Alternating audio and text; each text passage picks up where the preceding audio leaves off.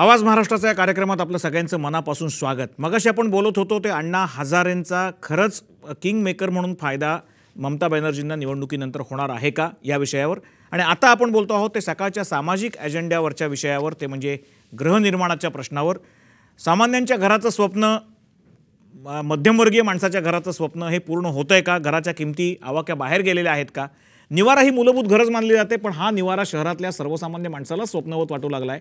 आणि याचं कारण म्हणजे अर्थातच घरांच्या किमती प्रचंड वाढलेल्या आहेत, किंवा खऱ्या अर्थाने बोलायचं झालं तर फुगवलेल्या आहेत। या फुगवलेल्या घरांच्या किमती आहेत का गगनाला भिडलेल्या शहरांमधल्या घरांच्या किमती? हे जाणून घेण्यासाठी पाहूया सामचा हा एक विशेष रिपोर्ट। सर्वसामान्यांच्या घराचं स्वप्न स्वप्नच राहणार, म्हाडासह इतर घरांच्या किमती गगनाला, कसे आणता येतील घरांचे दर आटोक्यात? देशात महागड्या घरांच्या पंक्तीत मुंबई पहिल्या स्थानावर आहे, त्यापाठोपाठ पुणे आणि राज्यातील इतर शहरं। एकूण काय तर महाराष्ट्रातल्या कोणत्याही शहरांमधली घरं ही इतर राज्यांच्या तुलनेत महागच आहेत।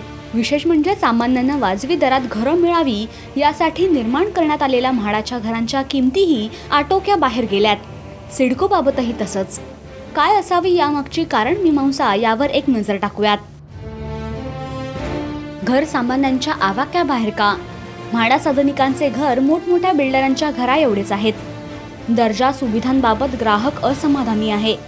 मागणींच्या तुलनेत सदनिका पुरवठ्यांचं प्रमाण व्यस्त आहे। गुंतवणूकदारांचा काळा पैसा बांधकाम क्षेत्रात आहे।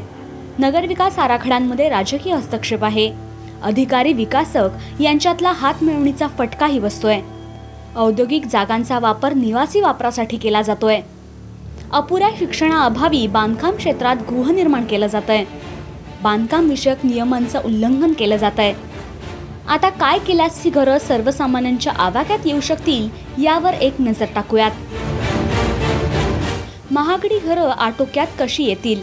कृत्रिम फुगवटा टाळून म्हाडानं दर आकारावेत। बांधकामांचा दर्जा सुधारणं अत्यावश्यक आहे। शासनाद्वारे सिडको आणि म्हाडाच्या योजनांना अग्रक्रम देणं गरजेचं आहे। म्हाडा सिडकोला वाढीव FSI सह सवलती द्याव्यात। काळा पैसा गुंतवणाऱ्या गुंतवणूकदारांना धडा शिकवणं आवश्यक आहे। जमिनीचा साठमिराचा खेळ आटोक्यात आणणं अत्यावश्यक आहे। नगरविकास आराखड्या अंतर्गत आदर्श नियमावली गरजेची आहे।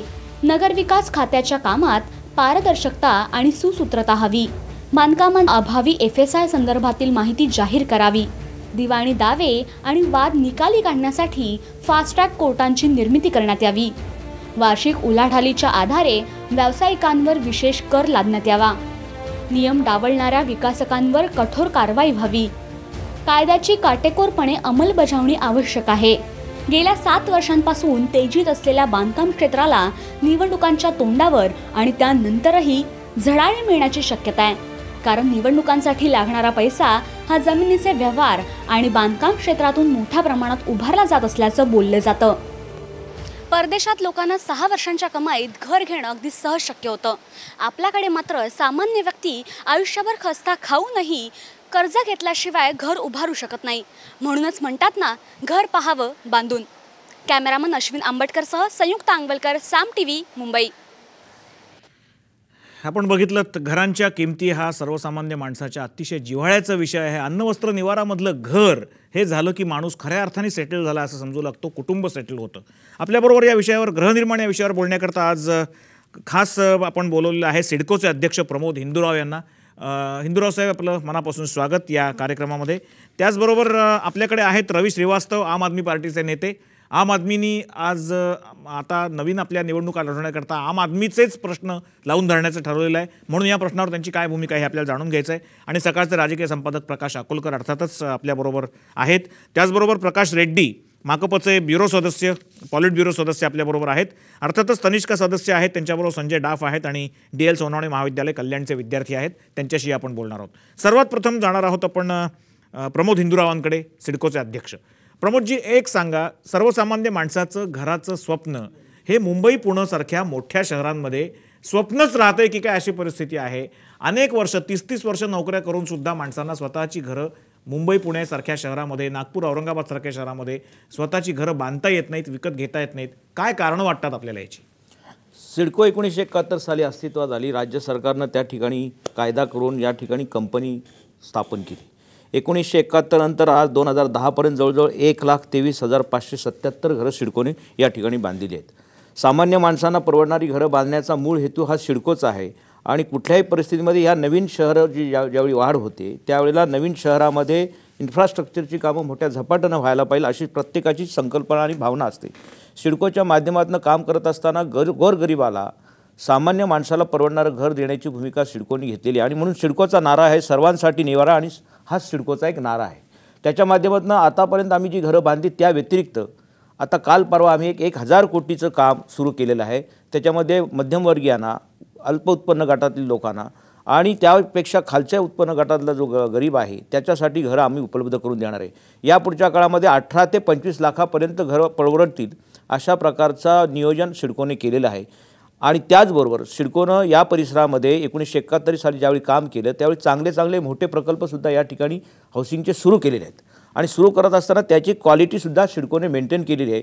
आता आपण ज्या मगाशी उल्लेख केला का हे स्वप्नच राहतं का, स्वप्न सत्यात आणण्याचं काम या पुढच्या काळामध्ये राज्य सरकारच्या माध्यमातून सिडको महामंडळ करेल असा माझ्यासारख्या एक कार्यकर्त्याला विश्वास आहे.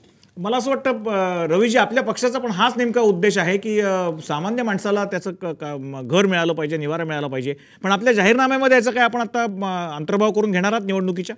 बिल्कुल, आपने बिल्कुल ठीक बात कही. आम आदमी पार्टी बिल्कुल इसके ऊपर एक पूरा का पूरा एक प्लान लेकर के आ रही है, क्योंकि यहाँ पर ये स्थिति ऐसी लॉपसाइडेड हो गई है और इतना ज़्यादा यहाँ पे मकानों के रेट बढ़ गए हैं कि जैसा इंदु राव जी ने बताया कि इन्होंने कुछ मकान शायद 1,05,000 या कितने मकान इन्होंने बनाए और लोगों को दिए, मगर जो ज़रूरत है वो तो कम से कम 5 लाख या 10 लाख घरों की है. तो उसकी स्थिति ऐसी है कि आज जो देश के अंदर भ्रष्टाचार की गंगोत्री है वो पूरी की पूरी बिल्डिंग इंडस्ट्री के अंदर है.